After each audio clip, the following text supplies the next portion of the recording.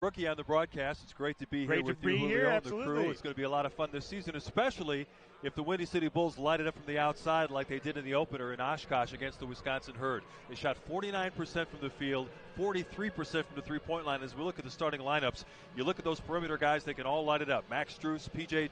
Dozier, Milton Doyle, the former Loyola star, and another two-way guy in Adam Makoko. When you look at the Wisconsin Herd, not a lot of household names. Their starting point guard is out today. Frank Mason has got an injury. He will not play, replacing the starting lineup of the former St. Bonaventure star Jalen Adams. The guy to watch, Dragan Bender, the fourth pick in the 2016 NBA draft. He was a disappointment with the Phoenix Suns. They didn't pick up his contract option for a fourth year. Now he's a member of the Milwaukee Bucks, and he's been assigned to play some G League ball, at least for early in the season. And he's still a young prospect, even though he's played in the NBA for the last 3 seasons. He's 21 years of age. We'll see the 7-foot Bosnian tonight. How about these Windy City Bulls? 2 local standouts on their roster tonight as we take a look at your keys of the game, Mark. Yeah, I think right now, as I mentioned, they've got 4 guys in the starting lineup, all about 6'5" tall. Who's the guards? Who's the forwards? It doesn't really matter. They're interchangeable. They can switch on defense. They can all shoot the three-point ball. It's going to be fun to watch them play. I'm really excited about Max Strus, a local kid from Hickory Hills. Played at DePaul the last 2 seasons, one of the best players in the Big East a year ago. This kid can shoot from the moment he walks into the building. Got great NBA three-point range. We're going to watch him as well. And, you know, my kids used to watch the show Dragon Tales. Now we got Dragan Bender. So the tail for the Windy City Bulls, keep him off the glass. He's a legit 7-footer, maybe 7'1", 7'2". Make sure he doesn't hurt you on the offensive boards. He's also got a nice shooting touch from the three-point line. So that's going to be the formula for trying to get a victory in the home opener. Hey, you see the Bulls just being introduced to the Sears Center Arena faithful. An outstanding crowd still filing in for tonight's home opener. We're expecting around 4,000 fans inside the Sears Center Arena tonight. There are the 2 local standouts, Milton Doyle, Marshall High product, Max Strus, Stagg High School alum out of Palos Hills. So I know it was a bobblehead night tonight. Are they giving out ones of you and I, or what was the? I think later in the season. Later in the season. Okay, we'll have to wait on that. But they are giving away. It's Hispanic Heritage Night tonight, so bobbleheads disguised as Dia de los Muertos. Very nice, yeah. Half Puerto Rican, half Venezuelan. A nice gift for opening night. And it's nice to see the fans pouring in. A little bit cold outside, but we got a nice crowd here for opening night. And I think the fans are going to really like the style of play. We'll talk about it throughout the broadcast, but Damian Cotter has coached around the world. He's a taskmaster. He wants to make sure everybody's taking care of their responsibilities at both ends of the court. And I think fans are going to enjoy the up-paced style that they play, much like the parent Bulls, who are emphasizing pacing and three-point shooting. Bulls in action against the Houston Rockets. Bulls against the Milwaukee Bucks, and there's Damian Cotter, the man from down under, literally from down under. Yes. He's from Australia, coached with the Sydney Kings of the National Basketball League.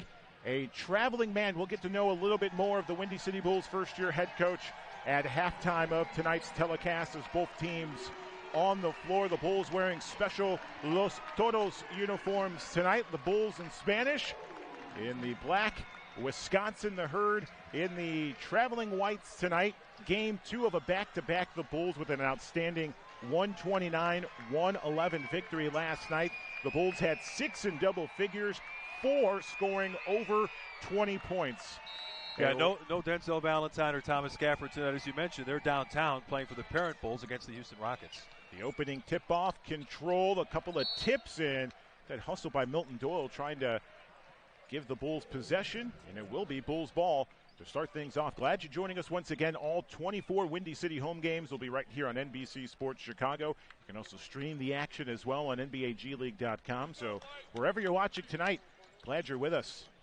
As the Bulls control the possession, Milton Doyle. There's Max Strus dribbling with the left hand. Very aggressive is Strus, and he missed the opening attempt. Yeah, they're going to try to run him off the three-point line any chance they get, so he took advantage of that. Nice penetration, didn't get the shot to go. And there's Bender showing off his three-point range. Bender, the 7-foot Bosnian.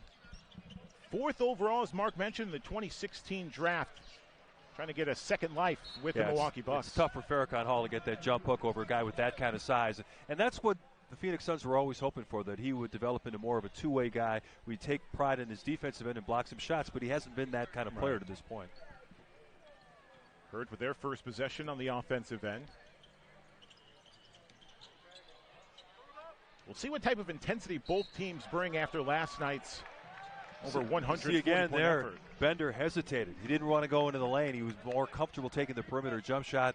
Gets called for the travel when he got a little bit of double team help. So this is the thing that Milwaukee's going to try to watch to see if there's going to be some development in his game, and he's going to have to put in some time in the G League to prove he can be an effective low post player. He was assigned to the Herd just a few days ago on the 8th.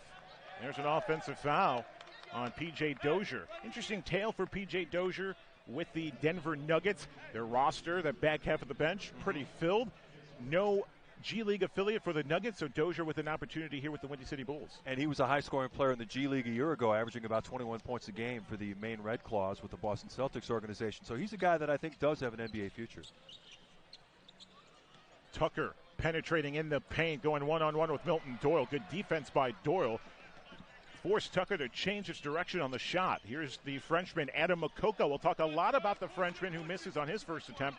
Good defense by Bender. Still scoreless as we approach the 92nd mark of this opening half. Nice drive there by Cam Reynolds, one of their two-way guys. They have some high hopes for him as well. And Wisconsin Herd has a pretty athletic group as well, but I think Windy City has an advantage on the perimeter. Floater in the paint for P.J. Dozier. Dozier, in his third season, played under Frank Martin at the University of South Carolina. Yeah, that team that went to the Final Four out of nowhere a couple of years ago. So he's a guy, as I mentioned, is going to be interesting to watch to see if he makes it at the NBA level. Bender missing with a right-handed attempt. And looking for a call. Despite being 7 feet, the way he was driving from the wing inside was very impressive. 3 missing from the corner, loose ball, and the Bulls will recover with 14 on the shot clock. That last play very similar to what we see at the NBA level. Fast break, one guy fans out to the corner, try to get that short corner three. Doyle got a good look at it. Unfortunately, that one didn't fall. But you'll be seeing that a lot right now where even their transition opportunities, guys don't go to the rim anymore. They go right to the three-point line. Inbound to Hall, hands it right back off to Milton Doyle. Doyle, who spent last season in Spain in the Spanish League. There's a block by Bender. Good screen by Farrakhan Hall to get him free, but Bender showing some good help defense, deflected that shot. Ball out of bounds off Windy City. It'll go to the Herd. For a guy like Bender, who thought he was going to get a chance to really flourish in Milwaukee, you can either take the assignment either two ways, and it seems early on he's taking it in stride. Reynolds penetrates. Nice last-second pass off the window and good for Jamario Jones, the former New Mexico State Aggie. Yeah, he had a cup of coffee with the Lakers last year. They had all kinds of issues with their roster late in the season. He played 6 games for L.A., a guy that is hoping to get back to the NBA very soon. Really benefited with the Lakers being out of playoff contention. Started about a couple of games late into the season. Yeah. Strong take there by Adam Makoko. Unfortunately, couldn't get the finish as the shot was blocked. Reynolds thought about a step-back three. Adams penetrates. The pass behind the back of Farrakhan Hall. And again, Bulls with some good defense near the front of the iron. Farrakhan thought about the three, gives it right back to Makoko. Hands it off to Strus. Catch and shoot. There three you go. Is good for Max Strus. Strus on the loose. Little two-man game. The two perimeter players playing a little screen and roll, and he winds up with a very good look at a three-point shot. And in 2 seasons with the Blue Demons, when you put yourself in the same company as Mark Aguirre, you know you're doing something well. As Bender missed the three. Second chance opportunity for the Herd. Tucker misses from beyond the arc, and the Herd struggling early on from three-point territory. See if the Bulls can answer back in transition. Makoko will fire up a deep three off the iron and no. Trying for the bank, but no good. Now the long feed stolen by Makoko back. Good recognition by Makoko. Here's Dozier. Doyle, wide open look from the left corner. Very nice. It's good. Milton Doyle, and immediately a timeout is called by. He's a guy that we mentioned. Good positional size. He can knock down the three-point shot and runs the floor really well. And as we saw in that last sequence, goes straight to the three-point line in the corner and gets 3 points for the Windy City Bulls. Off the timeout, Dragan Bender.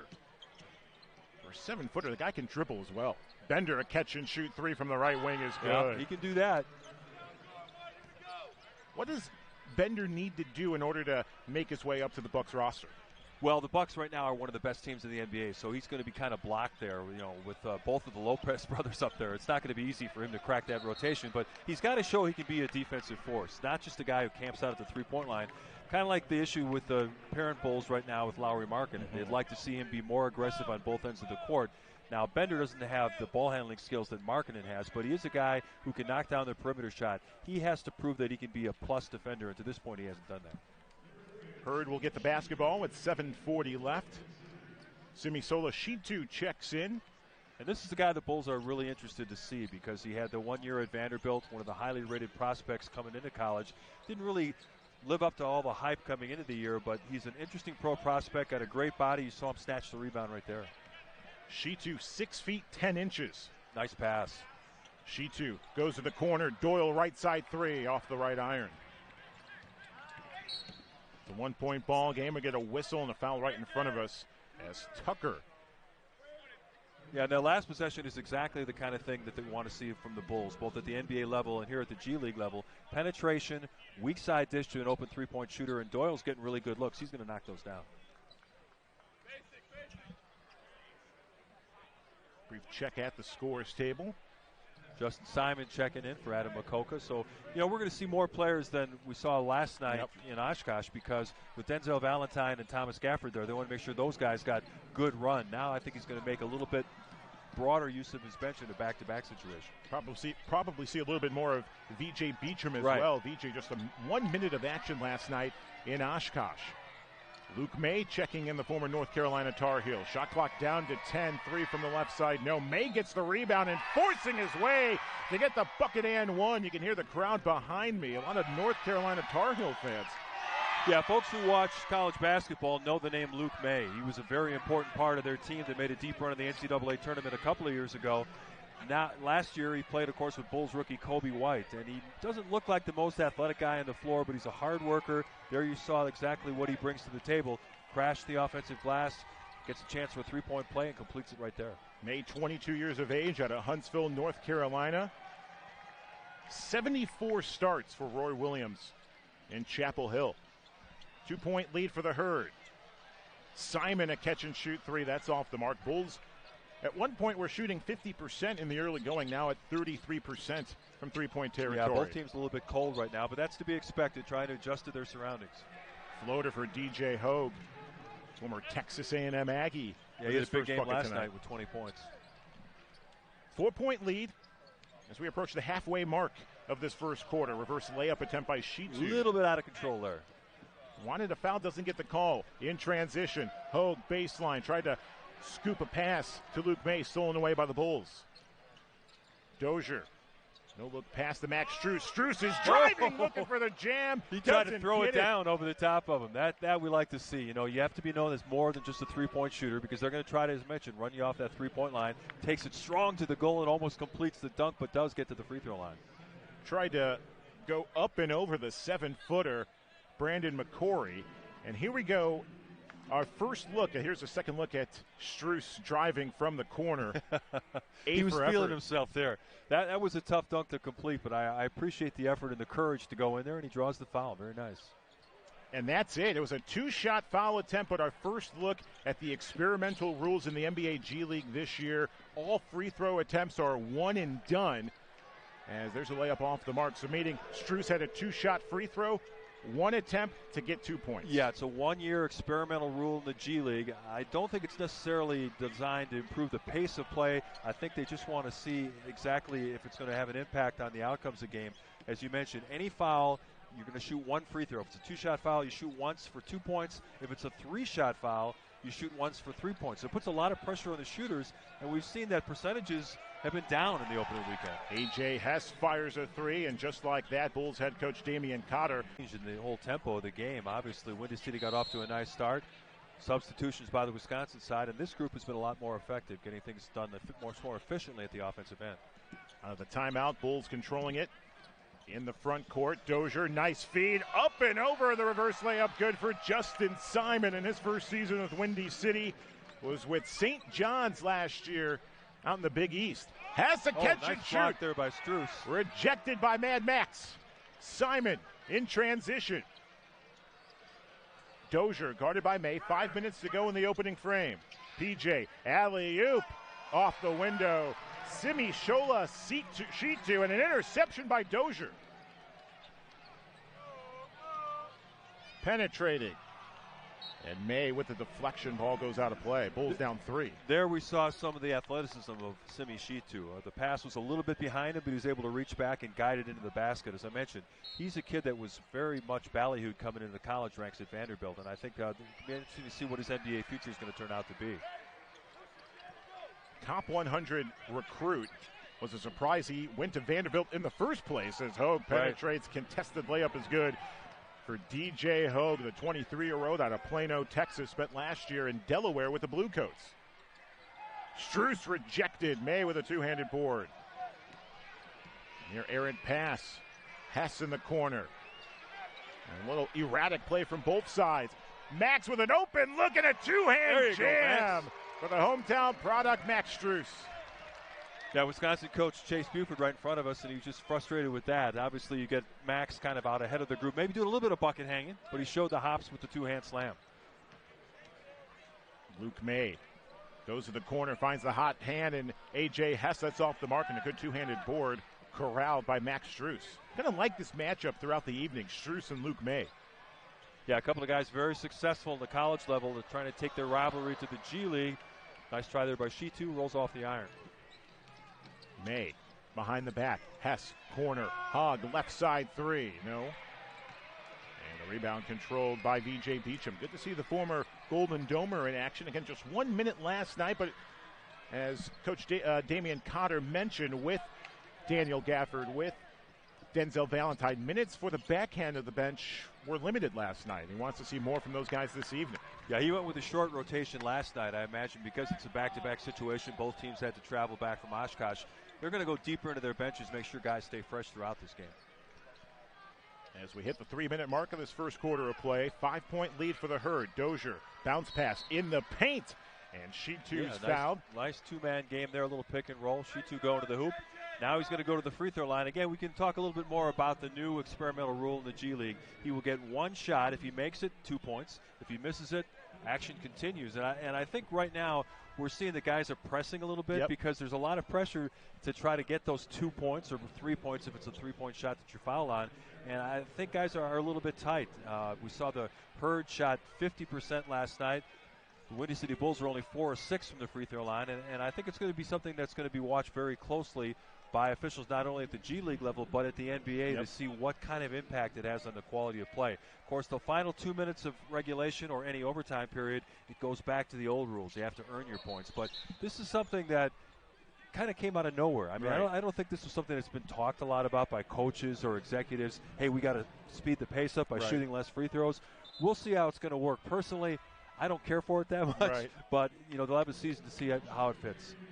Here's another look at the two-hand slam for Max Strus a moment ago, and we spoke to Bulls head coach Damian Cotter about this, and they've been working a lot at practice on the one-and-done free throws. Again, one shot could be 2 or 3 points, so they're really making an effort to make every trip count at the free throw line. Yeah, trying to simulate the pressure that involved in going to the line. He said he stops practices at times just as a guy shoot a free throw with not being aware that he's going to be doing it, and they're trying to make sure that they can pick up the flow of having just stepped in that line and make down that one pressure shot. Terrific pass from Milton Doyle, and the flush for Farrakhan Hall. Bulls within 3 as we approach the 2-minute mark of the opening quarter. Good defense by Windy City, forcing a turnover. Can they capitalize in transition?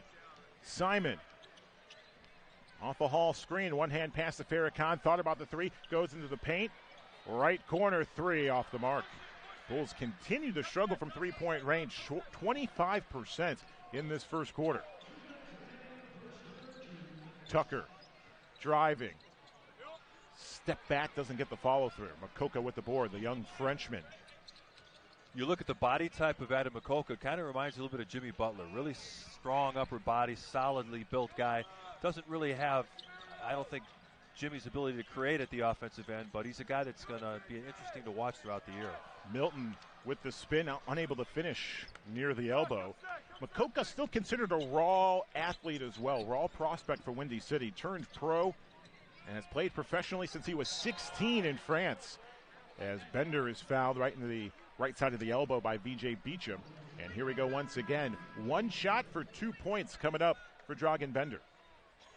Yeah, that's something the coaching staff is going to try to emphasize, is take advantage of his height inside, especially against a Windy City team that really does not have a lot of taller post players. He should be able to do some work down low, but I think right now it's something where they almost have to force feed him because he's much more comfortable playing out on the perimeter.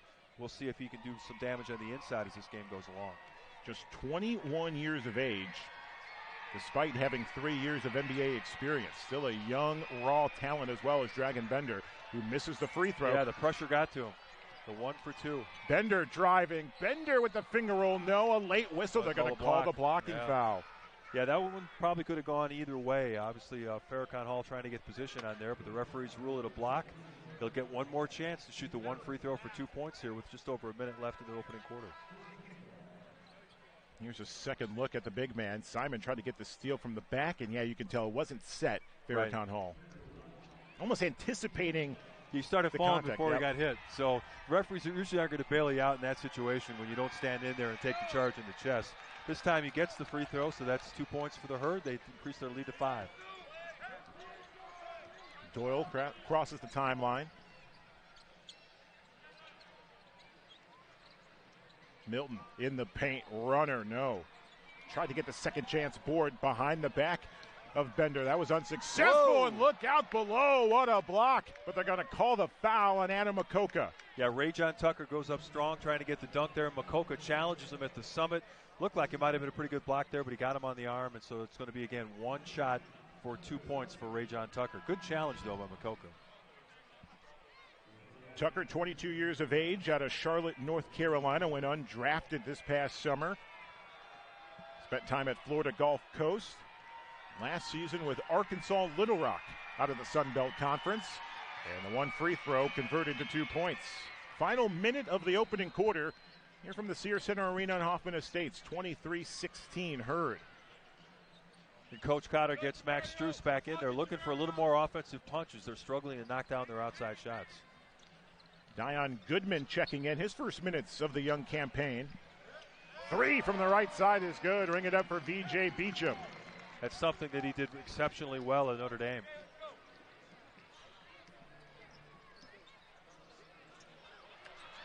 Intended for Jamario Jones, stolen away by Doyle.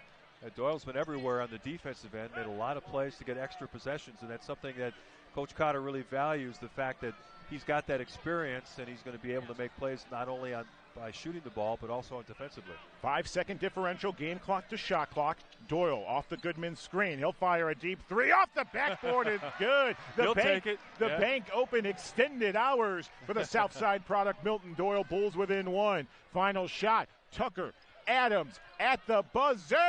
It's good. 0.4 of a second left.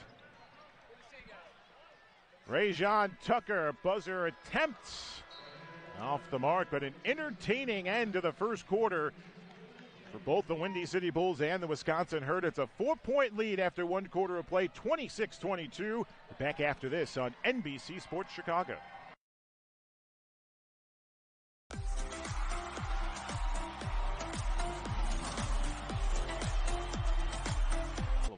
Terrific crowd on hand here for opening night. Close to 5,000 in attendance tonight. Some of the skyboxes are filled as well. Great family entertainment fun. Looking forward to another education day this year. You'll look forward to that, Mark. Yeah. 11 a.m. tip-off, screaming students. It's going to be a fun game. You don't need any coffee for those games. The kids will make sure you're awake. Yeah. Well, you can have a cup of maybe a cup or two, but they will keep the adrenaline flowing, no doubt about it. Well, you look at the first quarter stats, neither team shot it very well. 39% for Wisconsin, 31% for the Bulls. Maybe a case of opening night jitters. They did play last night in Oshkosh, but it's the home opener for the Windy City Bulls, and I know they want to put on a good show in front of the fans. It was interesting last night. The Bulls trailed after 1 quarter of play. They trailed 28-22 after 1 last night, and then outscored the Herd 107-83 the last 3 quarters. So the Bulls open for a little deja vu in the second of the back-to-back. We get a whistle and an offensive foul as P.J. Dozier had contact, hit the floor, and Ray-John Tucker he's a little perplexed with the call. Well, we saw Jamario Jones show his athletic ability flying in there for the offensive rebound, and this is what all these guys are trying to show. Showcase their skill level, showcase their athletic ability. You never know which scouts might be in the arena on a given night. So they're trying to not only attract the attention of the team that they're affiliated with, but all 30 NBA teams. PJ out to Milton Doyle. 5 on the shot clock. Doyle driving, Milton shaking, trying to go up and over. Dragan Bender was unsuccessful. There come the Herd in transition. Tucker. Jalen Adams, we get a whistle, and a loose ball foul is going to be called on the young Dion Goodman out of Westminster Division II basketball in the state of Utah, local tryout player this past summer for Windy City. And there's he's given up a lot of size against Dragan Bender. It's kind of tough to hold him off in the post, and that's something that I think the Herd is going to go to more as the night goes on. Jamario Jones, Butterfingers. Adams recovers with 3 on the shot clock. Jones from the corner for 3, makes up. Tapped his chest, telling his teammates, my fault on the near turnover. But makes up with a deep 3. And it's 31-22. Herd shooting 31% from three-point territory here in the early going. Goodman with the board, penetrating against the 7-footer Bender. Right at the big man. Bulls struggling over the great wall of Bender. Jones catch and shoot. No. I think that was a designed pass. Yeah, he's laughing as he goes back down court. He missed that by about 2 feet to the right. Arena in Hoffman Estates. Max Strus with a great performance last night in Oshkosh. Looking for a repeat here tonight. Bulls trail with 10 minutes to go in the half. First double-digit lead of the evening for either team. Doyle pass from Strus from the left side. Misses the 2 local guys. The DePaul product passing to the Loyola graduate. Good offense there. They ran a little misdirection there coming off the screen to Strus and found Doyle wide open in the corner. Unfortunately, shot did not go down. Adams. Great defense by Simon. Shot clock down to 7. Reynolds. Soft fall away. That's well off the mark. Justin Simon pulling down the rebound. He was in camp with the parent Bulls during the month of September, and they were impressed by some of the things that he showed. He's got a chance to play in a couple of preseason games. Interesting prospect to watch. You know, his father played football, and his mom was a track and basketball athlete, so he comes from good stock, and hopefully he'll be a guy that shows some good things throughout the season here with the Windy City Bulls. Dad played football at Fresno State. Mom lettered at UC Irvine. Yeah, so he's got a very good athletic background. The apple doesn't fall too far from the tree, no, as they say. Tucker met with a double team inside. Loose ball, and we're going to get a foul as the big man, 7-footer Brandon McCoy was looking for the rebound. He is fouled. No, they're going to call the foul on McCoy as you saw his dejected look. Yeah, he's pleading his case to the officials that I didn't do anything wrong. But have you ever seen a player that admitted that he made a foul anywhere? Especially inside. The big guys, there's a lot of hand-to-hand combat, and they're always going to think that they were the one who got the worst of it. But the officials said, no, this time it's on you. The ball goes the other way. Few and far between do we see a player raise their hand and say, that's yep, true. That was on me. I did it. Makoka, a catch and shoot 3, no. Bulls continue their struggles from three-point territory. They're now shooting below 30%. Waiting for the update, but it's around 29%.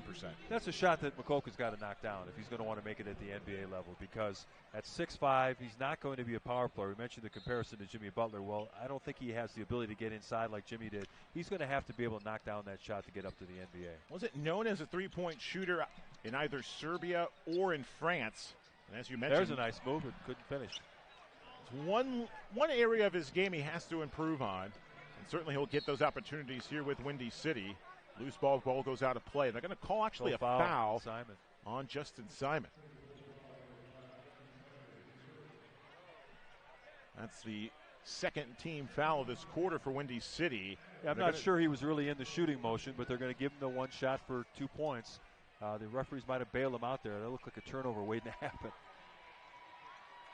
And rarely do you see an opposing head coach want to challenge continuation. It's a little gray area. Right.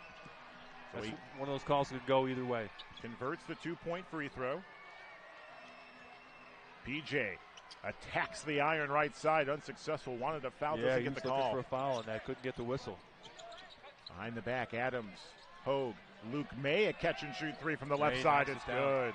You know, it's interesting watching the G League guys that you saw excel at the college level. Jalen Adams was a highly touted point guard at St. Bonaventure. We talked about Luke May at North Carolina. You know, for fans who come out here, they're getting a chance to see players who are not strangers. They've seen them play college ball, as we get a three-point shot from the corner for P.J. Dozier, who took South Carolina to the Final Four. And that says a lot about the basketball fan in and around the Chicagoland area. Everyone watches the Bulls. Everyone follows local college teams. But when it comes to the national game, I saw a couple of Luke May jerseys in attendance tonight. Yeah. Basketball-educated fan base across the Chicagoland area. The Bulls with another costly turnover. Looking at the bench scoring for both sides, Wisconsin 15 points off the bench here in this first half. Windy City with just 7. Hurd shooting 41% from the field as Damian Cotter tries to rejuvenate this Bulls offense a little bit. Bulls shooting just 26% from the floor. Yeah, I think last night they really tried to cater things around the skills of Denzel Valentine, and now the rest of the guys are trying to pick up a bigger chunk of the offense and struggling a little bit, but I'm sure as the game goes on, it'll go a little bit more comfortable. I think the offense will smooth out. Simon with the steal. Milt, great feet work by Milton Doyle in the paint, unsuccessful. Bulls just struggling. They're making good moves. They get good looks, just unable to connect. May. Makoko with a partial deflection. Here comes Simon on the fast break. Will slow it down as he waits for Bulls to follow him in transition. Front court, Doyle, left side, three is good. Ring it up for Milton Doyle. He's had a few opportunities from that same spot. Nice to see him cash in there. The Bulls are pushing the ball in transition, trying to get some early offense, and that time Doyle knocks down the three. Doyle, the leading scorer for Windy City in this first half. That's his 9th point. Wide open look for three from the big man, McCoy. They'll give That's that not one all shot. night, yeah. He's 7 feet. Went to UNLV, just played one season in Las Vegas. Strus for three. A step back three is good. Strus on the loose for three. Just 5 home games the first 2 months of the season. 16 games in that span. So the 5 of 16 here at home, the rest on the road. A lot of time for these guys to get to know each other quite well. Well, this is a new group. Only a few carryovers from last season's roster. They get a chance to get out on the road, get a chance to know each other a little bit, get some practice time on the road. And I think it's really important for a young bunch to be able to develop some chemistry because, you know, the roster's kind of thrown together at the last minute in the G League, and these guys have to learn where players want to catch the ball, where they like it best in different situations, and that's something they'll learn. And Milton Doyle from way downtown knocks down his 4th three of the game. You can tell Milton is gaining more confidence year after year shooting from beyond the arc. Milton with 12 points now in this first half. And he is one of the few players who've had a taste of NBA action, as you mentioned, playing 10 games with the Brooklyn Nets a few years ago. Once you get that taste of coffee, you want to get it back. Absolutely. Yeah. Now, last year he played in Spain, but he wanted to come back and prove that he could make it at the NBA level. And, you know, there's a lot of advantages to playing overseas. In some of the higher leagues, you're paid extremely well. Right. And so guys are going to go there to make a nice paycheck. But I think for people who grew up in this country, they want to prove that they can make it in the NBA. We'll get to know a little bit of Bulls head coach Damian Cotter. We'll have a halftime interview with the Aussie. So join us for that in about 5 or 6 minutes from now. Bender trying to back in the 6'5" Justin Simon, and he couldn't finish the move. It's interesting watching Bender in person tonight. As you mentioned earlier, much more comfortable being away from the front of the rim. And you can tell on that shot right there, was more comfortable going with a hook attempt instead of doing a little post-up and trying for a dunk. And for one of the challenges for players who are an assigned player from the NBA team, you can see in his body language, let's be honest, he doesn't want to be here. Right. You know, the coach has said some things to him, and he's kind of just looked away. He's not engaged in this game. And even though he's going to get some points just to the fact he's 7 feet tall and can shoot a little bit, people, the executives with the Bucks are going to see that, and that's really going to hurt him in terms of his advancement in the organization. Makoko unable to control the ball. That goes out of play, and it's Hurd basketball. They're up by 6 with over 5 minutes to go in the first half. And conversely, Denzel Valentine, the way he played last night, and his attitude was, I want to make the most of this opportunity. He did that last night with 18 rebounds. That says a lot when you go up and get 18 boards in a G League game being assigned from the parent roster. And with Otto Porter Jr., unfortunately, suffering a foot injury, Denzel's going to get a chance maybe to get right in the rotation right away. Nice block shot there by P.J. Dozier. 3 off the mark for Milton Doyle. Doyle hustling back for transition D, and Reynolds fires a 3-0. Yeah, they'll give him that shot. Didn't look very confident on that. Max Strus gets the rebound. Windy City the other way. An aggressive rebound by Strus. Simon on the other end. Finds Doyle. Milton penetrates. Finds Simon and rewards him off the left window. You know, they had Strus wide open up top for a three-point shot, but a good pass to get the two. Bulls trail by 4 with over 4 minutes to go here in this first half. Right there again, and trying to go to the elbow for Bender. Stolen away by the Bulls. Makoka catch and shoot 3. Airlift. No, what a rebound. No, they're going to call an over and back on Strus with a deep stare at the official. Yeah, Max put his hand on the back of a Wisconsin player to try to gain a little leverage, try to jump over the top of him. That's a good call there. That's an offensive foul on Max Strus. And, you know, it's interesting that we were talking a lot about Bender. For Damian Cotter to have the confidence to put a 6'5" guy to guard him defensively shows you they're not worried about him being a low-post threat. So the foul, so we get another look. It's going to be a shooting foul coming up for the Herd. Yeah, he used his left hand to try to clear some space. He knew it. He got caught. Rajon Tucker at the free throw line. 5 points in 29 minutes last night. For 2 points, that's off the mark. The pressure got to him. He had to walk down to this end and make that pressure free throw. Couldn't do it. Ball goes out of bounds. Last touched by Max Strus, so they'll put 14 seconds on the shot clock, and they'll inbound right in front of the Herd bench. Bulls with 5 fouls in this second quarter. Herd with only 2. Yeah, I think to this point we're seeing a little bit of fatigue from this back-to-back situation. Even though both these teams went through demanding training camps, maybe a little bit tired in the second leg of back-to-back as Dragan Bender converts there on the shot inside. Back to a 6-point lead for the Herd. Milton. Strus with a one-hand pass to Doyle. They'll reset the offense with 10 on the shot clock. Doyle picks up the dribble. They'll go to the left corner. Simon, a catch and shoot 3 with 1 on the shot clock. Ring it up for Justin Simon. That was a nice play there by Doyle not to force the action. They ran a horn set with the option to go either way off a screen. Really couldn't create a shot opportunity. Found Simon open in the corner. 7 points for Simon. Double watch for Justin Simon. 7 points, 4 boards. And a whistle, a tie-up, and once again, Dragan Bender will head to the free throw line. Foul is going to be called on Milton Doyle. Yeah, there you see Doyle could have forced a shot over the smaller defender, but instead he spotted a guy open for 3, and that's just good recognition. Good, efficient basketball right there. Bender drawing a foul back at the free throw line. And I think he's getting kind of ticked off that they're putting small guys on him. You know, now he's finally demanding the ball in the post, saying, listen, I got 6, 7, 8 inches on this guy. Give me the ball. Going to get a little teed off sometimes. Yeah, if you're a sometimes you do. And that's what the Bucks organization would like to see. They'd like to see him get mad and demand the ball in the low post. Converts the 2-shot free throw. 11 points for Bender in this first half. Dozier driving, scoop with the right hand, hits the floor hard. That could have been a foul there.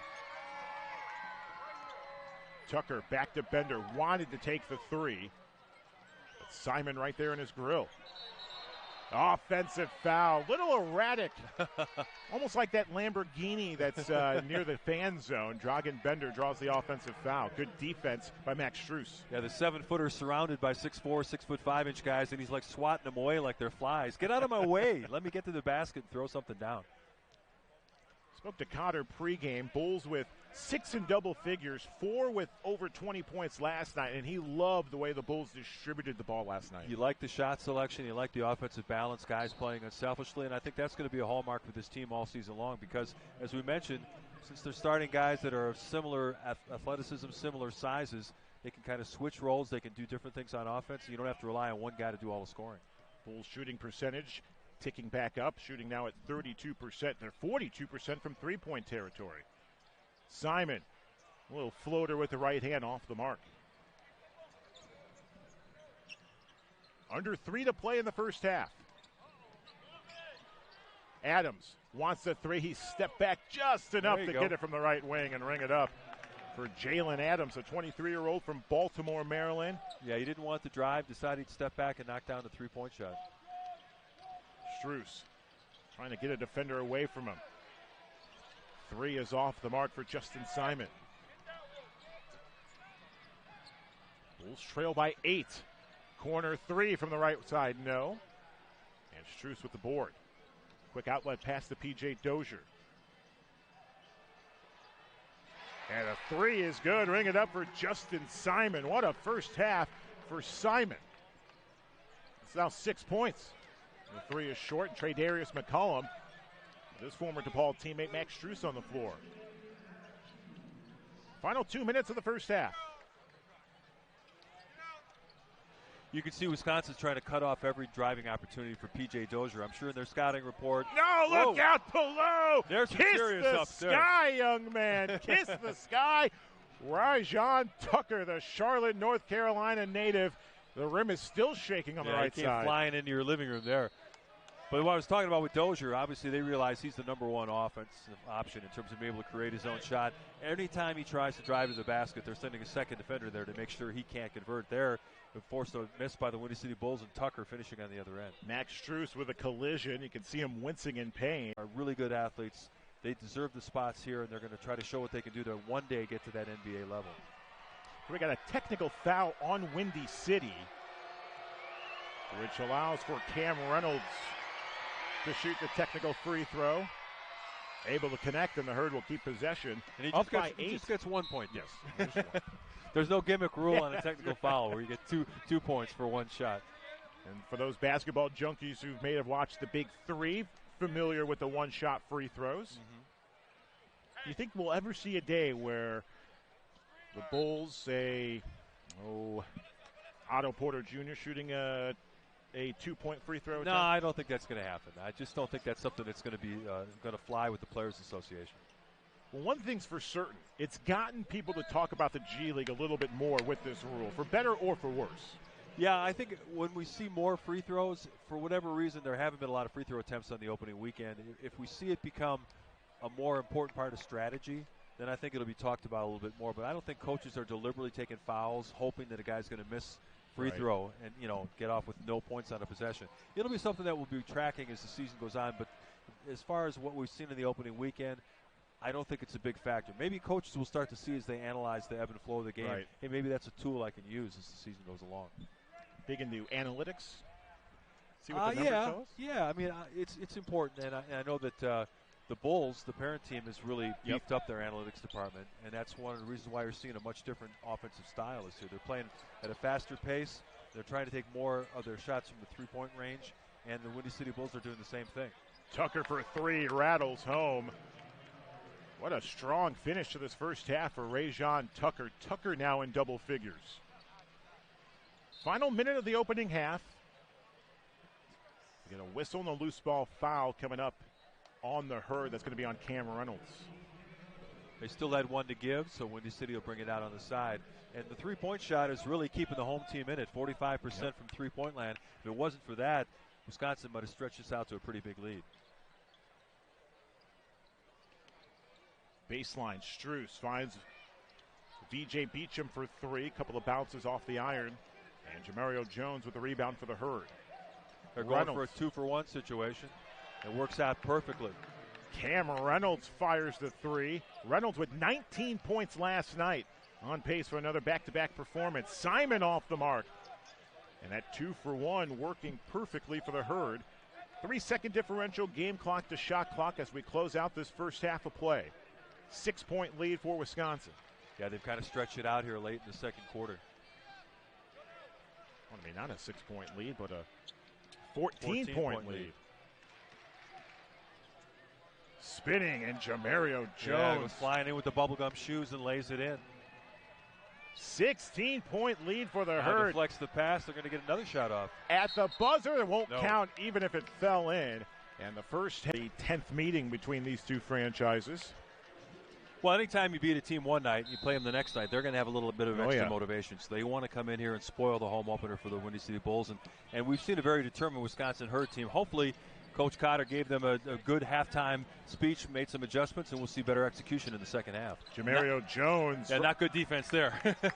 That was one thing when we spoke to Coach Cotter before the ball game. He wanted a little more tightness on the defensive end for the Bulls. Yeah, because even though they won the game yesterday, they still gave up 111 points, and I think he feels like they can do a better job defensively. Mid-range jumper for Farrakhan Hall hit the front of the iron.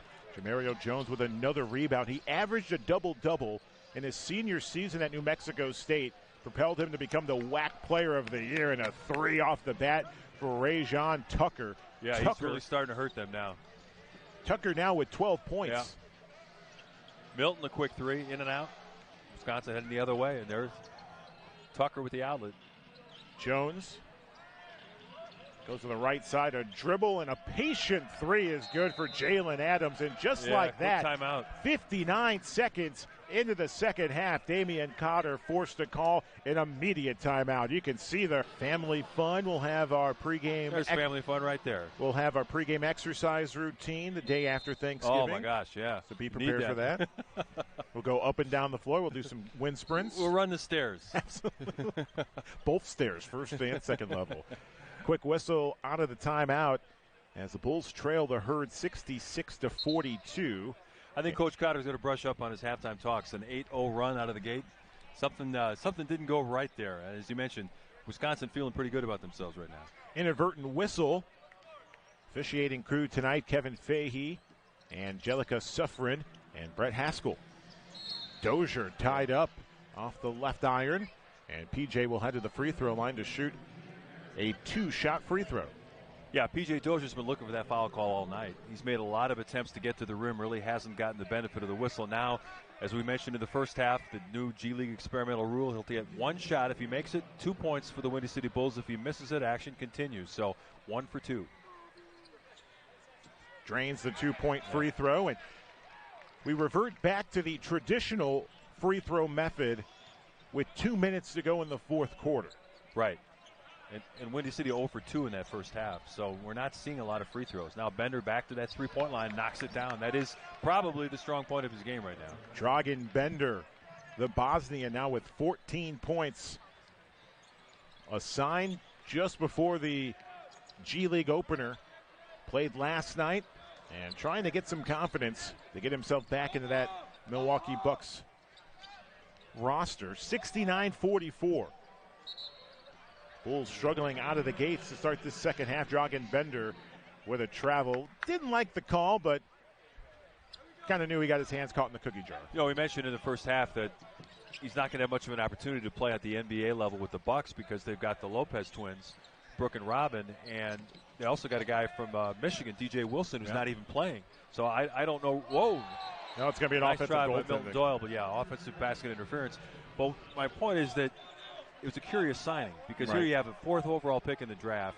The team that drafted him gave up on him. There wasn't a lot of interest in Dragan Bender around the league. Remember last year, the Bucks picked up Pau Gasol late, hoping that he could help them in the playoffs, but he got hurt and was a non-factor. So I guess they're looking around for that one extra big man, and it'll be interesting to see whether or not he gets an opportunity with the parent club. He was signed late July with Milwaukee. And maybe a possibility, too, where other teams across the league watch him play, maybe give Milwaukee a phone call and maybe work something out mid-season. Yeah, I think a lot of teams are looking for that stretch 5, a guy that can make that 3-point shot and kind of space the floor a little bit. We saw that with the parent Bulls with Luke Cornett, bringing him in as the same kind of style player that's more of a factor of the 3-point line than anywhere else. And, you know, Bender's young enough, as you mentioned, he doesn't turn 22 until later this month. He probably will get another opportunity in the league. Dozier with the interception pass intended for Dragan Bender. Good ball movement by Windy City. Dozier, Strus, Milton Doyle finishing with a left corner 3. That's his 5th 3-pointer of the night, and he's kind of tattooed himself into that left corner, and he's been knocking those down. 69-47. A whistle, and Farrakhan Hall dejected after the foul was called, as Jalen Adams forced the contact. Quick substitution by Damian Cotter. He's going to bring in Simi Shitu, trying to get some more production out of the inside and maybe a little better defensive work against Bender. Jamario Jones, the inbound to our left. Adams, high dribble, penetrating. Forced to pass it to Cam Reynolds. Right wing 3 is good. And the threes continue to fall for the Herd, shooting now 43% from 3-point territory. Yeah, I think that's the shot that normally Damian Cotter would live with, but that time Cam Reynolds burned it. Dozier with a late pass, fouled in the motion. It was intended for Adam Makoka, and the foul is going to be assessed to Cam Reynolds. Yeah, right now they got to pick it up on the defensive end. I think that's the biggest issue right now. Wisconsin's getting too many easy shots. obviously they know what they want to run because they saw him last night. But it's just a question of execution. And right now, defensively, Windy City needs to do a little better job. Just 5 points here in the early going of this third quarter for Windy City. And there's an air ball for Dozier. Yeah, that one was forced. And that's not going to help you because it just creates opportunities for the other team to take off in transition. Tucker, contact, trying to muscle a layup. Second chance bucket's good. Yeah, an impressive athlete, this Rajon Tucker. We saw the dunk in the first half. Now here's Makoka, a little Euro step, draws a foul. Bonjour, Mr. Makoka. He'll head to the free throw line, the young freshman.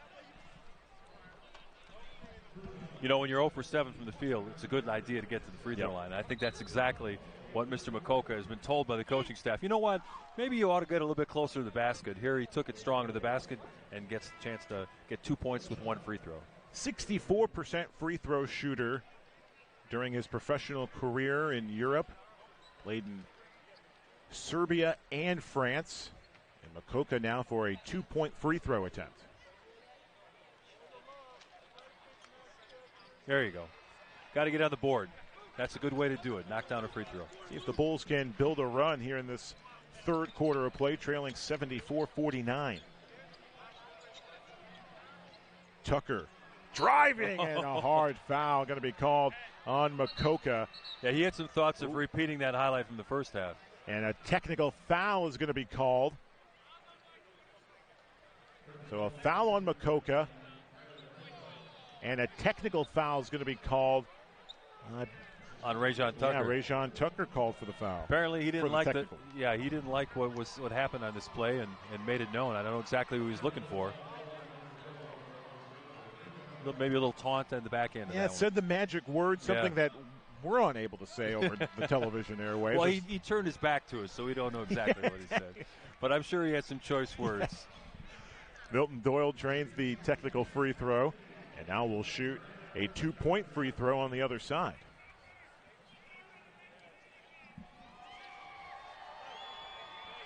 Tucker, in his first season as a pro, 6'5", 210. And unable to convert the 2-point free throw. Tucker tonight with 14 points. Yeah, he didn't do much last night in the opener with 5 points, but he's obviously come out a lot more aggressively in this game and very effective. Dozier, the elbow, lost the dribble. Like a ballerina, soft, nimble feet, able to drain the jumper. Bender in the spin cycle there. He didn't know which way he was going. Tucker forced to pass it. May. Fans wanted to travel, no call. Jumper missed. Here come the Bulls in transition. Doyle fakes the three, fires it up. And a foul on the floor on the rebound attempt. It's going to be on Tucker. It will be on Tucker, who coaching staff for the Herd trying to contain the composure of Rajon Tucker. Yeah, Max Strus came in for the offensive rebound, and Tucker just tried to flip him out of the way and drew the foul there. And obviously, Tucker's a little bit running hot right now, and you want to make sure that he doesn't get another technical foul because he's been a very effective player for him. Bulls here on opening night celebrating Hispanic heritage with the Los Toros uniform on the front of the chest. Shitu missing off the right glass. And Dragan Bender with a strong rebound. Just over 7 to play in the third. Bender, well, he really wanted to take that catch and shoot three. Sloppy ball handling, loose ball. Tucker dives for it. Adams trying to keep his balance near the timeline. Able to do so. 5 on the shot clock. Adams contested. A high floater, no. Dropping into the midst of Milton Doyle. Doyle on the fast break. Here comes Milton with a finger roll layup. Yeah, beautiful take there by Milton. Got the ball in the open court. Nobody stopped the ball. He went right to the basket, laid in the finger roll, and cuts the lead to 20. A long way to a lot of work. First of 24 home games you can watch right here on NBC Sports Chicago. And the Bulls, a worldwide brand. Fans all over the world can stream the Bulls at NBAGleague.com as well. Damian Cotter giving Perrion Calendret his first look tonight. He was a high school teammate of Zach LaVine in the state of Washington. We'll see what he can do. Apparently, Calendret and Zach LaVine have been friends since way before high school. Yeah. So he's got Zach's seal of approval. Yes. You know, he was a late addition to the training camp roster. You think Zach might have had anything to do with that? I don't want to speculate, but When your leading scorer says, hey, I know a guy from back home that might be able to help us, and you got an open roster spot, that might work. Out of suburban Seattle, played at the University of Idaho in Moscow. The Vandals. That's right. McCoy, a second chance opportunity, able to soft touch with the right hand for Brandon McCory. 7-footer. Spent one season at UNLV. Shitu with a reverse layup attempt, no. But Simi Shitu will head to the free throw line for a 2-point free throw attempt. Yeah, I think Coach Cotter would like to see more of that. Get the ball inside of the big man, and if you can't convert the layup, at least go to the free throw line and maybe get a chance for a quick 2 points. This is a guy that has a lot of potential. The Bulls had him in training camp. They liked some of the things they saw.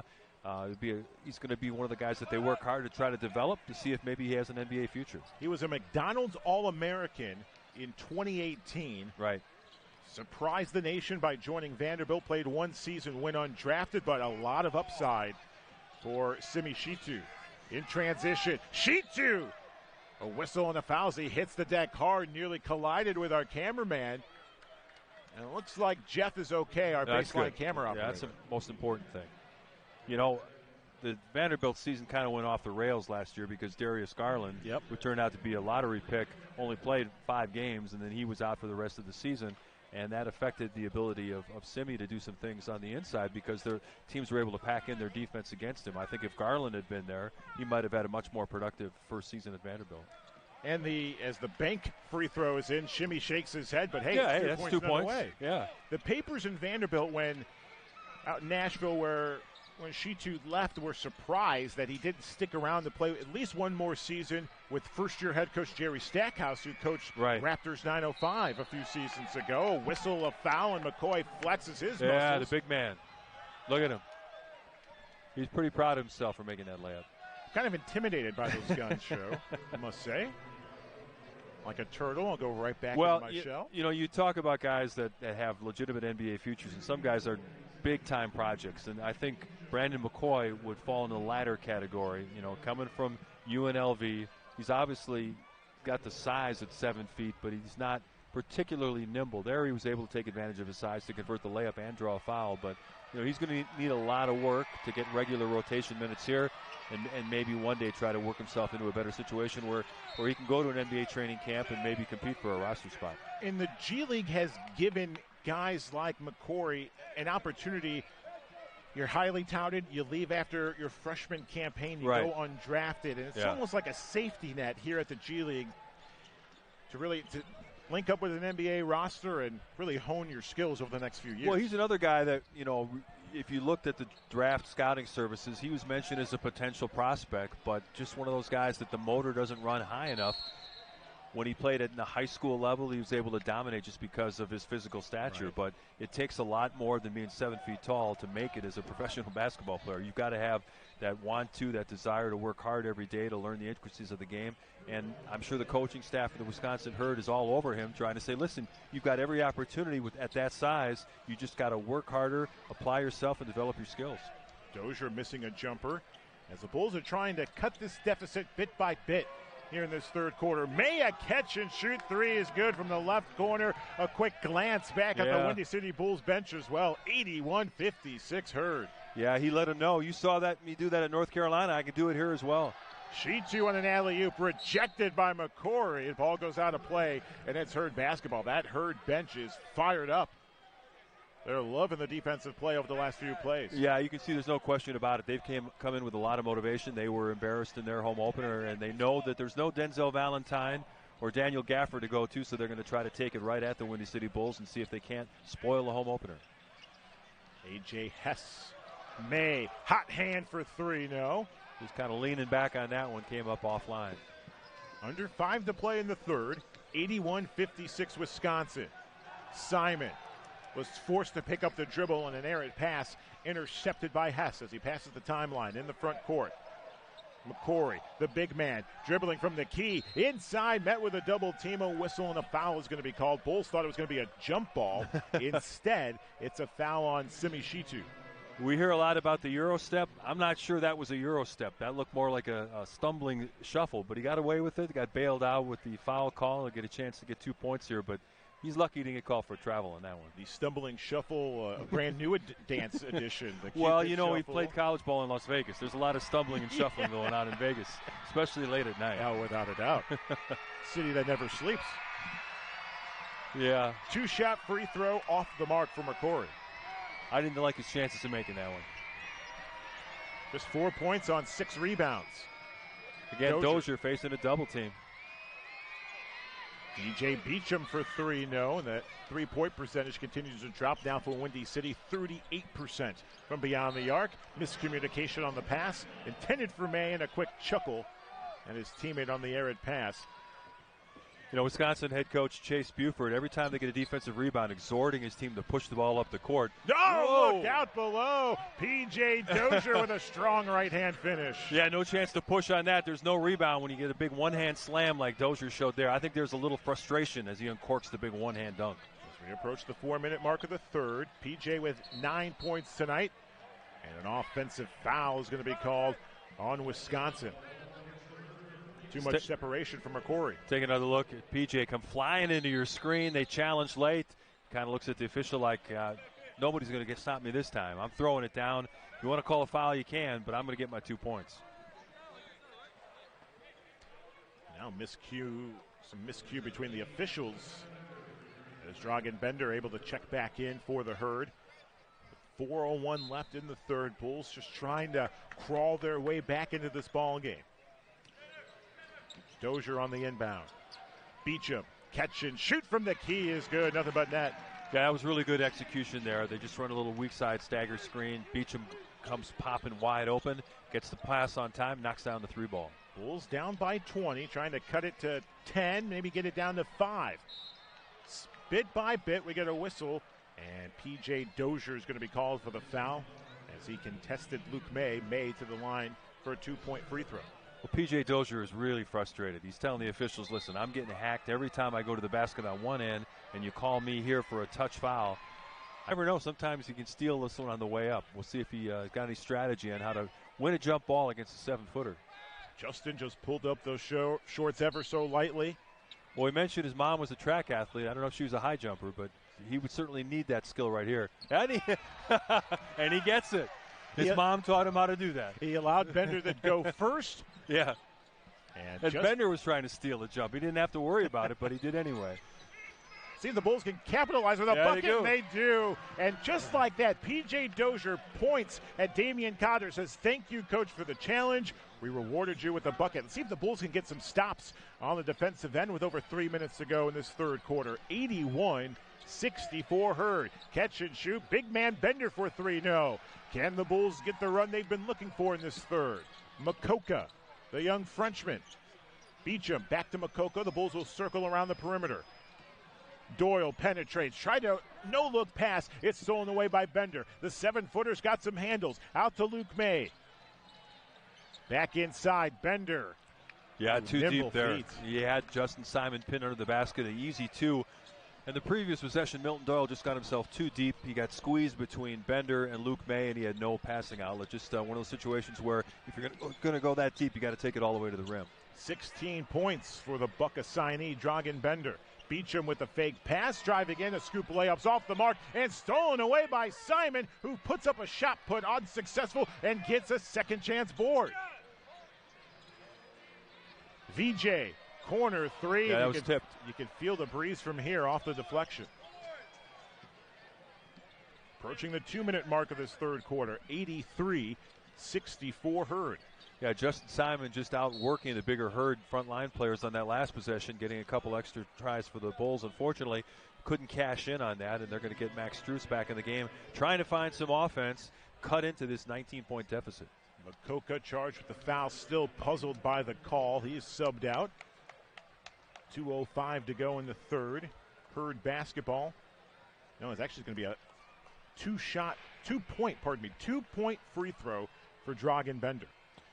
Yeah, it's been a frustrating night for Adam Makoka as he goes to the bench. Just 2 points on the night on the one free throw that he made. Really has not been able to get his offensive game on track. And then Dragan Bender picks up 2 points at the free throw line right there. 18 points for Bender. 2 minutes to go in the third. It's been all Wisconsin in this third quarter of play.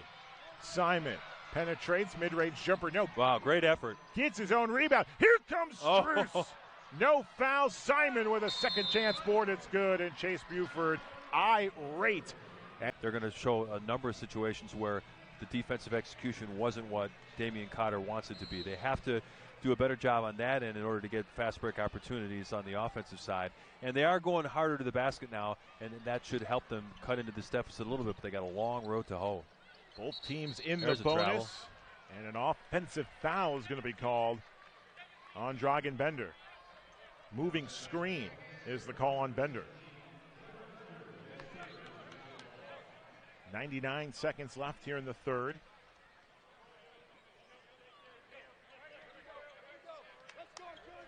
The first of 3 home games this month for the Bulls. They'll host Fort Wayne on the 20th here at the Sears Center Arena. Doyle left corner. 85 seconds left in the third. A 3 is good for Justin Simon from the left wing. Yeah, I think Justin Simon's earning himself more playing time with his performance tonight. He's been maximum effort on both ends, knocks down the 3 ball there. He's really kind of fueled his comeback. 12 points for Simon, a rebound away from a double-double, and the Bulls force a turnover, traveling on Dragan Bender. It's all about that effort, we talked about. You got to pick up the intensity on the defensive end. I think Simon is really sparking this group with the fact that he's playing much better on-ball defense, crashing the offensive glass, getting extra possessions, and that's what's going to allow them to get back into this thing. One-hand pass from Dozier. Finds Milton Doyle near the right corner. There's Simon again for 3. Cross-court there you go. pass. 2 in a row. What a pass from Milton Doyle in the right wing. Cross-court to the left wing. Finds Justin Simon with now 15 points. Yeah, get a stop here. Maybe you have a chance to cut it to 10 points going into the fourth quarter. Bender penetrates. Contact made. A soft touch, no. Loose ball. Recovered by the Bulls. V.J. Beacham in the front court. Chance for a 2-for-1 again for the Windy City Bulls if they can get a shot off in the next 5 seconds or so. Doyle's going to take advantage of that from long range off the front iron. Reynolds with the two-handed rebound. 4-second differential, game clock to shot clock as we wind down this third quarter of play. See the three-point field goal percentage tonight. Bulls at 42%, Hurd at 40%. Late whistle. Oh, an offensive foul, a clear out there by Jalen Adams trying to get to the basket. Uses off arm to fend off the defender. Another good defensive possession by the Bulls. 8 seconds left. And the Bulls with an opportunity to make this a 10-point affair. Dozier thought about the pass, keeps possession. 3 on the play clock. PJ, deep 3, no. And that does it for the third quarter of play. PJ had the look. Windy City Bulls, they present the 100-point Big Mac promotion at each and every home game. When Windy City scores more than 100 points, brings home the victory, you can bring home a Big Mac just like the one we're enjoying for dinner right now, courtesy of the Bear Family McDonald's. Thank you very much. I think we'll have to put this aside because I don't know if we can actually do the game while we're eating. Well, I was going to eat and talk at the same time, but I'll have to wait for the timeout. You're multi-talented, Julio. No question about it. Thank you, Mark. Reynolds for 3 no as we begin the fourth quarter of play. And again, big thanks to the Bear Family McDonald's for their sponsorship this season. I will have to demolish this Big Mac in a couple of minutes. And everyone's quite jealous as we were getting these Big Macs out for the Reed. Doyle for 3, ring it up. I tell you what, Milton Doyle's putting on quite a show. The former Loyola University star doing a great job out here. Draining 3-pointers left and right. Leading scorer for the Windy City Bulls, trying to get him back in it, cutting the deficit to 10. The first chop and block for the Bulls. They were down 20, now 10. Trying to find their way back into this ball game. A late whistle and a dejected Milton Doyle. I believe he's going to get charged with a blocking foul. Milton Doyle now 7 of 14 from three-point range for 24 points. And this is the kind of performance I think that Damian Cotter was expecting. He knew him from being an assistant coach with the Long Island Nets, and I think that he's counting on him to provide that kind of offense throughout the season. At one point, the Bulls only had 5 points in the third quarter of play. They outscored Wisconsin 30-27 to find themselves within striking distance with 11 minutes left in the ballgame. Yeah, it's really all you can ask for when you're down by over 20 points. Cut the deficit to a manageable point. 10 points down with 11 minutes to go. If they can get some defensive stops, they can get right back in this thing and maybe have a chance to win the home opener. Bulls shooting 31% from the field. Wisconsin at 45%. Yeah, it's the three-point ball that's keeping the Bulls in it, no question about it. Yeah. Now we get a traveling call. Looked like Cam Reynolds was skipping his way towards the left elbow. And the Bulls with a chance to get it to within single digits. The Bulls at one point were trailing by 27. Yeah, this is exactly the kind of game plan that Damian Cotter was hoping for. Dig in on the defensive end, knock down a couple of three-pointers, and then all of a sudden you got a chance to come back in this game. Loose ball foul. I believe that's going to be called on Reynolds, with almost shaking his head. Not pleased with the call. 16 on the shot clock as DJ Hogue will check in for the Herd. The inbounds pass will be right in front of us, Mark. Yeah, Max Strus has had kind of a quiet day. He's had a couple of good drives to the basket, but they've done a good job of making sure he doesn't get free coming off those screens. Like to see him heat up and knock down some three-pointers down the stretch. Inbound to Doyle at the Bulls logo. Milton, bounce pass. Simon leaning in with the floater. Contact was made. Ball's loose, and a good effort by P.J. Dozier. VJ, left corner three is good. Nothing but net. VJ Beecham. Great read there by P.J. Dozier. Didn't try to force the mid-range shot. Found the shooter open in the corner, and Beecham knocked it down. Bulls down 7. Bender, whistle, offensive foul. Max Strus giving away about 7 inches in height, but he was willing to body up against the 7-foot Bender. Draws the offensive foul, and now another possession as we see the Bulls this again effort by the Bulls? And this is a good read here. Nice left-handed pass cross court to the wide-open shooter, knocks down the three ball. And Justin Simon really brought that effort tail end of the third quarter, forcing his way to get several rebounds, forcing his shot, and P.J. Dozier really channeling that energy, got the second chance board, able for the Bulls to get back to within single digits. And there's Dozier on cue, finds Simon on cue, left wing three is good! 18 points.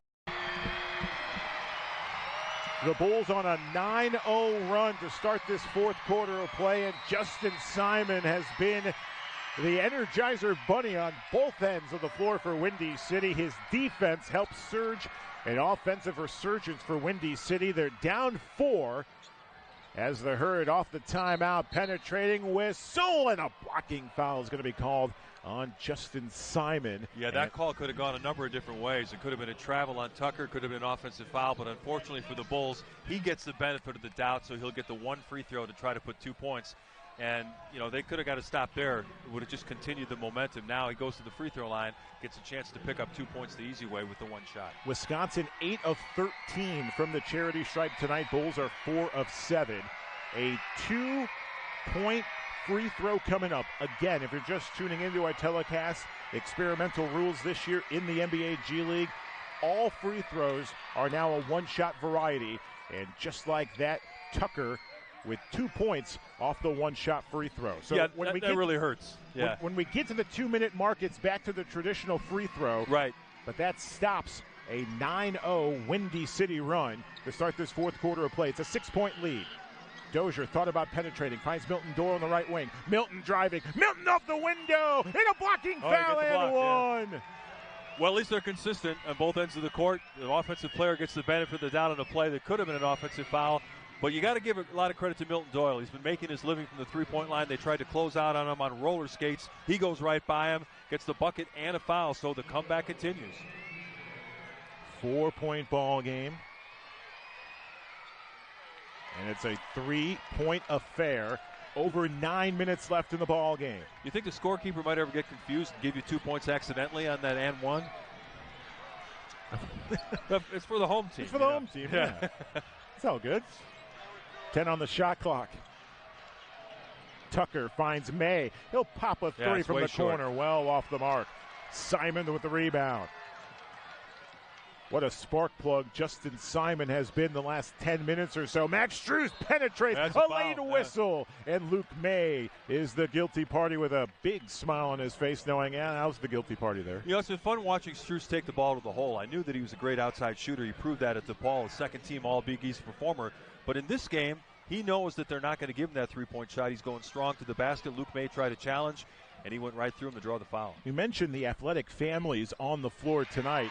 Max Strus, his dad played baseball at Eastern. Yeah. His mom, a standout volleyball player in DePaul. She's in the DePaul Hall of Fame. And maybe one day Max will be as well. Sure, first ballot, you'd have to imagine, right? Off the mark, loose ball, a foul is going to be called on the Herd. The wheels coming off the tracks a little bit for the Herd the last couple of minutes. They're actually going to rule it out of bounds, last touch by Wisconsin. But nonetheless, the Bulls with an opportunity in this possession to regain the lead. They were down 27 at one point. It's interesting, the play call, they use the one index finger and they twirl it, and I always thought they were not going to challenge anything, are they? Players can't challenge that. There's Doyle for three. Catch it, there you shoot. go, one more time. Ring it up. Milton Doyle on fire. The Southside native, Milton Doyle, gives the Bulls a 2-point lead with over 8 minutes to play. 30 points. Yeah, that's impressive stuff. He has really heated up after a kind of a slow start. And now Luke May trying for three. Oh, and he answers. Ice water in the veins of Luke May, who drains a right wing three. Back and forth we go. 1 point lead for the Herd, 90-89. Strus thought about the three. He'll drive. Right baseline. Goes to the corner. Left side three off the mark for Milton Doyle. Rebound controlled by Tucker. Tucker on the fast break. Rajon nice Tucker block. is fouled. Justin Simon coming over the top to get the block. I don't think the foul is on him. I think the foul is underneath. But Simon made a great effort to knock that off the glass. It's an offensive foul. Called on the Herd. Let's get another look. Yeah, let's take another look on this one. You see him coming in to provide some help defense. I'm not sure what the call was. I guess they're going to call a charge against P.J. Dozier, but I think that one a little bit questionable. Strus. Now Strus for three. Catch and shoot, no. Luke May corrals the rebound. Over 7 to play here in the fourth. Julio Rousseau, Mark Shanowski. Glad you're joining us on NBC Sports Chicago. There's that man Simon again. He's been all over the court. Dozier. Behind the back pass to Simon. Back to PJ with 13 on the shot clock. The Nugget two-way standout. PJ Dozier spins in the paint. Puts up a shot put, no. Couple of taps and dropping into the midst of DJ Hogue. Yeah, Dozier showed good patience there. Worked himself into position for a nice little shot. Unfortunately, came up a little bit short, but that's the kind of thing they're looking for from him. Adams gliding towards the left paint. At the foul situation, both teams with 3 fouls here in this fourth quarter of play. So we get an inbound near the Bulls bench with 11 on the shot clock. Actually, they'll reset the shot clock to 14 seconds. May off the inbound. Tucker, deep three off the backboard, no. May with another rebound. Luke May.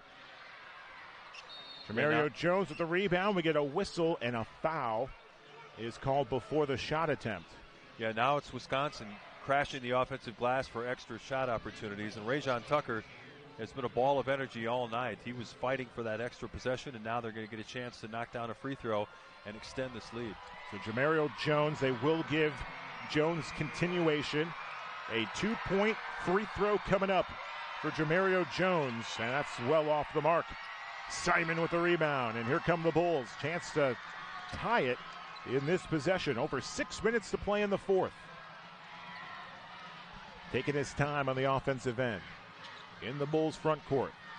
PJ dribbling behind the back. Whistle, and a foul is going to be called on 32, Jamario Jones. Yeah, thank goodness for that, because he threw the ball out of bounds, anticipating Milton Doyle or another player was going to be in that short corner. They're going to inbound it with a chance to cut into this deficit. Have to get a little bit more movement on the offensive end. Right now things have kind of bogged down after that big run they had to take the lead. Want to get a good play call here, get a good offensive execution, and at least get 2 points out of this possession. The Bulls were down by 24 in the third quarter. Second night of a back-to-back. Some would say, let's just pack it in, focus on the next game. Like Damian Cotter, Justin Simon, and the rest of the Bulls were thinking, hey, we still got a chance here.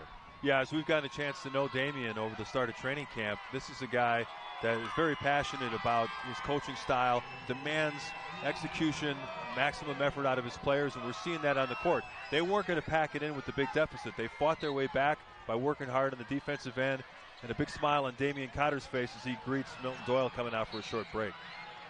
Kind of like the effort, despite the miss off the inbound. PJ, because of the challenge, they thought it was the 16th foul. The challenge was overturned, so that in and of itself is the 5th team foul on Windy City. So good job by the Bulls coaching staff and the officials, making sure the stats and everything up to par. Adams converts the one free throw for 2 points, extends the lead to 5. Need a good offensive possession here. Dozier finds Farrakhan Hall in the left corner. Over 6 to play in the fourth. A whistle and a foul! A 4-point play coming. Chance to cut it to 1. I'm not sure exactly what they were looking at there. So they rule a common foul, and here's the Denver Nugget two-way player, P.J. Dozier, the Nuggets, and the Portland Trailblazers. 2 teams in the NBA without a G League affiliate, so the Windy City Bulls able to capitalize and bring in the standout P.J. Dozier in his 3rd season out of South Carolina. Double-double tonight for P.J. Dozier with 12 points and 10 assists, but a little bit below his normal offensive production. Hogue, pass deflected, intended for Bender. Bulls diving for it with Strus. He hits the floor hard, and an over and back is called on Bender. Wisconsin will result in a jump ball at center circle. You know, I think when the supervisor of officials takes a look at this crew, they're going to point out a couple of things. You know, this is development for officials as well, and they're having a little bit of a rough 4th quarter here. Farrakhan Hall, Dragan Bender at center circle. Bender controls the tip.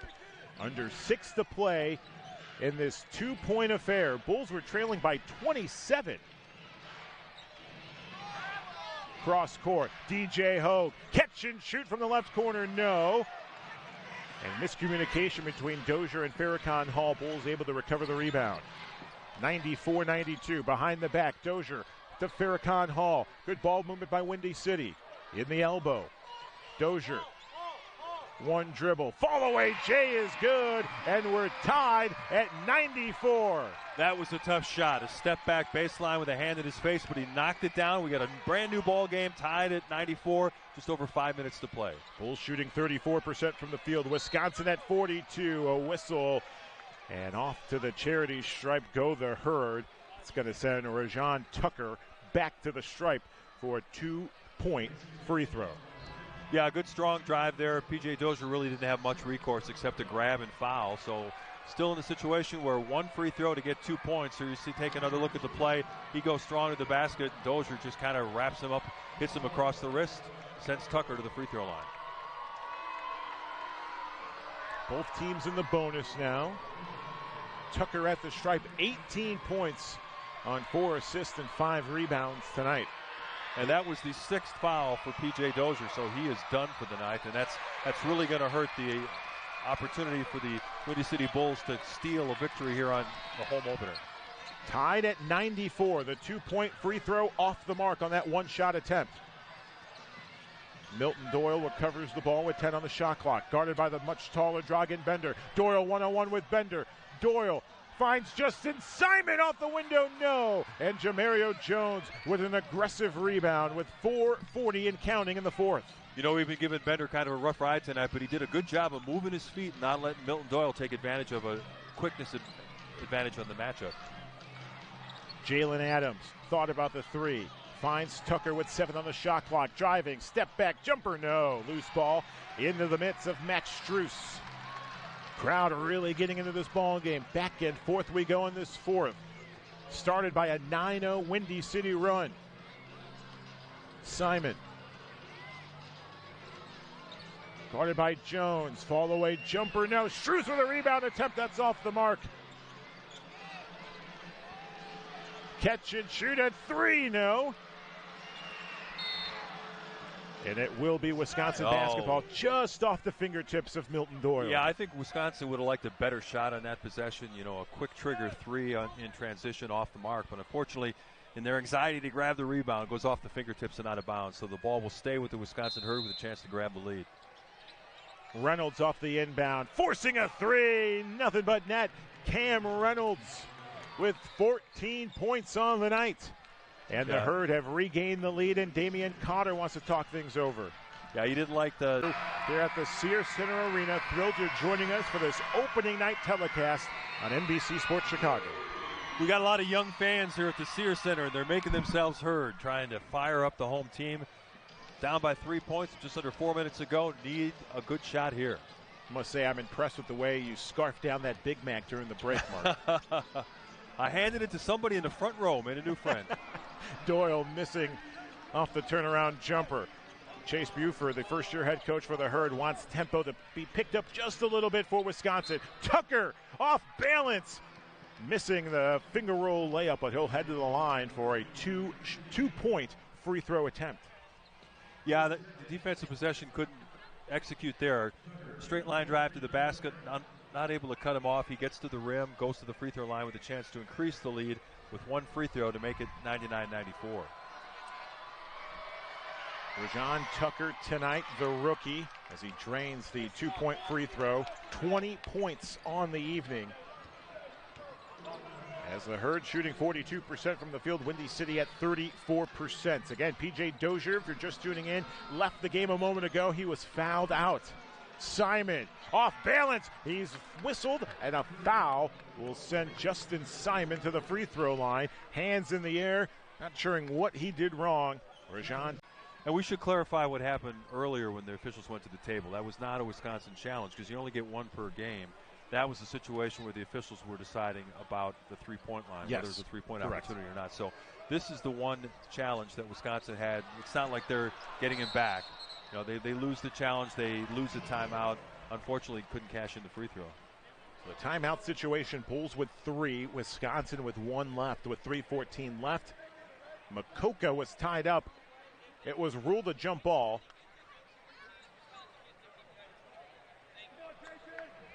And now the official just making sure the shot clock operators understand if Windy City get possession, they'll reset the clock to 14 seconds.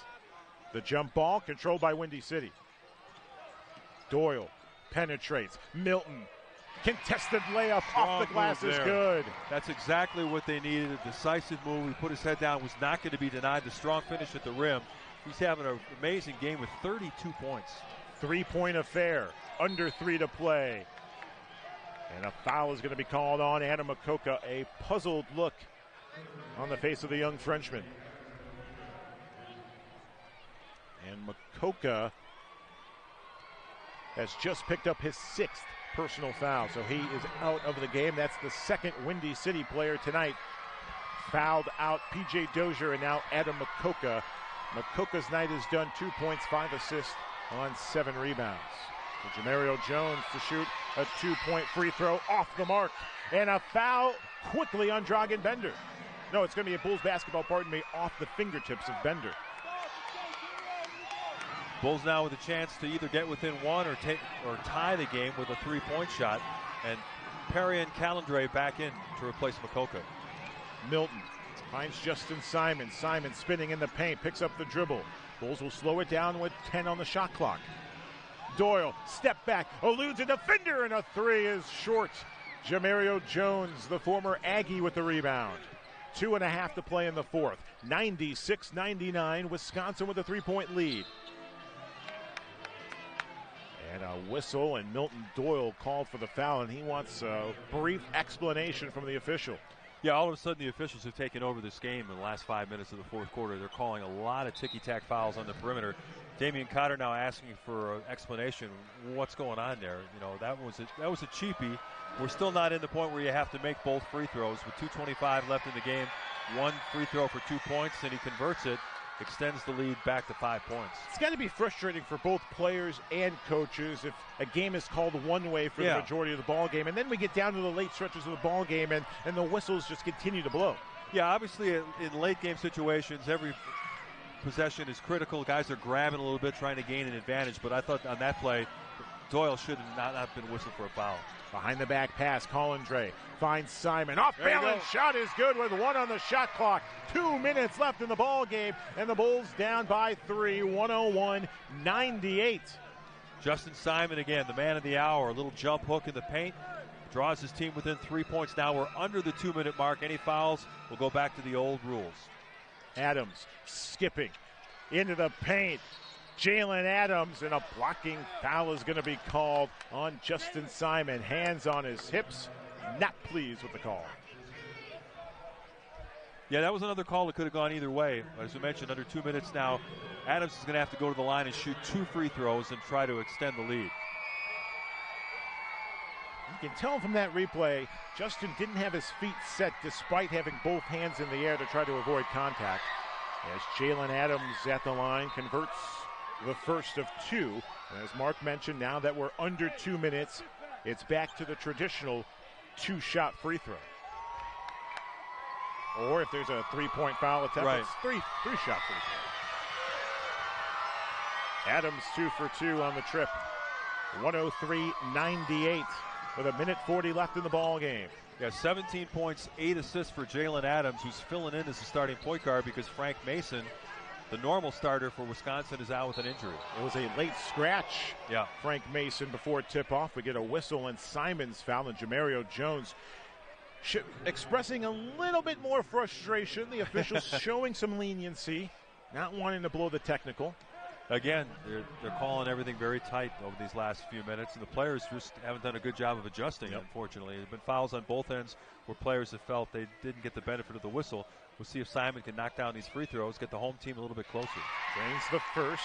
You saw the free throw percentages a moment ago. Bulls hovering around 55% tonight. And this second opportunity to make it a 3-point game with 89 seconds left. The second's unsuccessful. Bender with the rebound. Dragan Bender on the rebound department tonight. And has done pretty well. Being assigned, Bender with 6 boards. 73 seconds left in the ball game. 4-point lead for the Herd. Adams with 4 on the shot clock. A deep 3 from all the way from Barrington, trying to quiet the crowd. And hopefully they can come up with a good possession here, give themselves a chance to maybe steal this one in the final minute. 67 seconds left. 14 on the shot clock as we await the inbounds from Collindre. Simon on the inbounds. 106-99. Strus, right wing, 8 on the shot clock. VJ Beecham. Shot clock down the 4. Collindre with a deep shot, airballs it. Simon fighting for the loose ball, and a shot clock violation with 52 seconds left. Yeah, that's just the realities of the game. You have 2 of your top players foul out. You get the ball in the hands of Collindre. He had to force that shot. You know, he hasn't played much tonight. Right. Ball's in his hand, shot clock running down. Tough situation, comes up short on the 3-pointer. 7-point lead for the Herd.